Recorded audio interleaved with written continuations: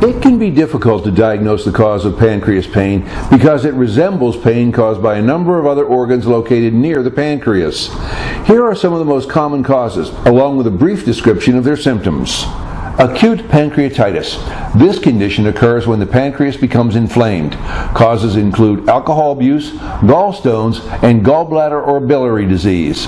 If you have acute pancreatitis, you'll usually feel pain in the upper left quadrant of the abdomen.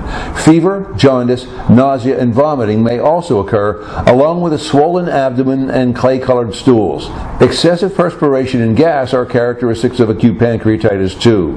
Chronic pancreatitis. Pancreatitis is considered to be chronic when it has led to scarring and loss of pancreas function. Symptoms are similar to acute pancreatitis, with the addition of unintentional weight loss and fatty stools. The pain is similar to the pain of acute pancreatitis. Pancreas tumor.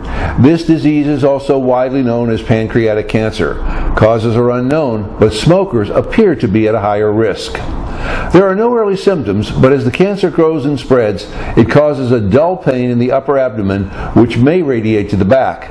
Other symptoms include jaundice, weight loss, vomiting, nausea, and reduced appetite. Pancreas cancer can only be cured if it's diagnosed at an early stage. Pain and other symptoms can be relieved during the course of pancreas cancer, but unfortunately, a permanent cure is often unattainable by the time the disease is discovered. Pancreas pain treatment. Pancreas pain caused by pancreatitis can be severe enough to require hospitalization. During the hospital stay, the patient will receive intravenous feedings which reduce secretions and allow the pancreas to recover faster.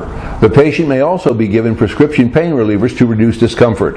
Consuming alcohol during a bout of pancreatitis can cause major complications in treatment. Doctors are also likely to recommend a low-fat diet. Surgery is sometimes necessary.